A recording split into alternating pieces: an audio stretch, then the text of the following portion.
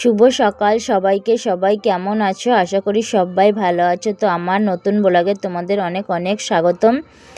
তো দেখো, আজ আমি সকালবেলা ঘর দুয়ার সব ঝাড়াঝাড়ি করে আজ আমি সব কোটোকাটি পরিষ্কার করছি, যেহেতু তোমাদের দাদাভাই আসার টাইম হয়ে গেল, যার কারণে আমাকে সব কিছু রেডি করে রাখতে হচ্ছে, নাহলে আবার অসুবিধা হবে, নাহলে ওই সব পছন্দ করে না নোংরা জিনিস। আর যেহেতু আমি একটা কাজের ব্যস্ত ছিলাম, তার জন্য এত কিছু আমার নোংরা হয়ে গেছে। তো এখন আমার কাজটা শেষ হয়ে গেছে, যার কারণে আমি সব ধুতে বসে পড়েছি। তো তোমাদের দাদাভাই আসবে কিছুদিন পর। তো দেখো, আমাদের এখানে কালীর মেলা শুরু হয়ে গেছে। কালীর মেলা বলতে কোনো বছর হয় না, এবছরই প্রথম মেলাটা বসলো। তো দেখো, আমি একটু মেলাতে তখন একটু সন্ধে হয়নি। তো বাবু বললো চলো মা একটু ঘুরে আসি, যেহেতু আমার টিউশনি আছে, আমি তো মেলা দেখতে যেতে পারবো না। তার কারণে দেখো, আমরা সবাই মিলে চলে এসেছিলাম। তো সবাই মিলে ওদেরকে তো শেয়ার করতে পারলাম না, যেহেতু সবাই ভিডিওটা পছন্দ করে না করা, ওর জন্য।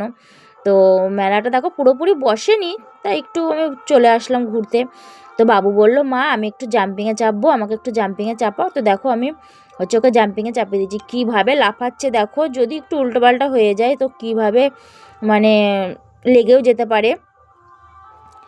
তো দেখো, এই ছোট্ট পাড়া একটা নাগরদোলা বসেছে, মোটামুটি ভালোই খেলনার দোকান বসেছে। তো দেখো, আমরা বাড়ি ফিরে যাচ্ছি। তো ওই দেখো, আমাদের এটা গঙ্গা মন্দির, একটা গঙ্গা মন্দির, আর সাইডে শিব মন্দির। তো তার পরের দিন আমি চলে গেছিলাম বাবুকে নিয়ে ডাক্তার দেখাতে।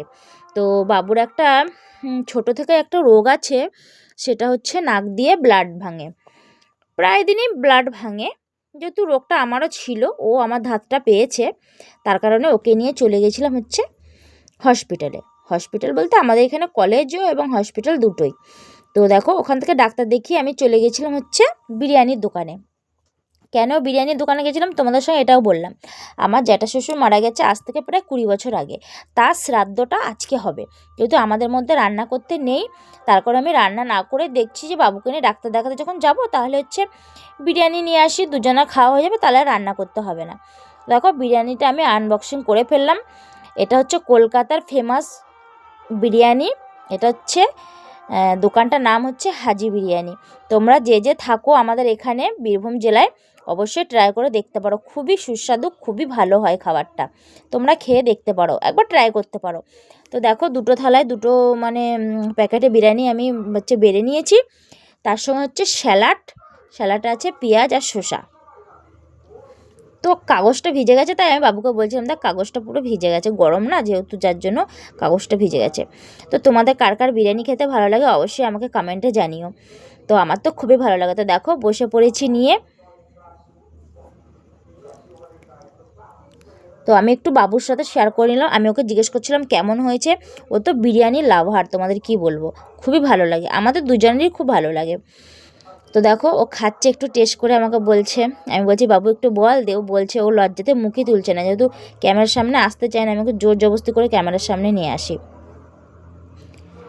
দেখো খাচ্ছে, মুখটা তুলতে বললাম তাই তুললো। তো দেখো, আমিও খেতে বসে পড়েছি। তো তোমরা কে কে খাবে অবশ্যই চলে আসতে পারো, যেহেতু এখন প্রায় 2টো মতো বাজে। খিদেও পেয়ে গেছে, সকালবেলা কিছু খেয়ে যেতে পারেনি। আর ওর শরীরটা খারাপ বলে আমার একটু মনে একটু টেনশনও আছে, বুঝতেই পারছো। ছেলে নাক দিয়ে যদি প্রত্যেকটা দিন ব্লাড ভাঙে, তো কোন মায়ের মন ভালো থাকে তোমরা বলো। তোমরা একটু ওকে আশীর্বাদ করো, যাতে ও খুব তাড়াতাড়ি সুস্থ হয়ে যায়, খুব তাড়াতাড়ি ভালো হয়ে যায়। ভিডিওটি ভালো লাগলে লাইক কমেন্ট শেয়ার করে দিও। চলো টাটা।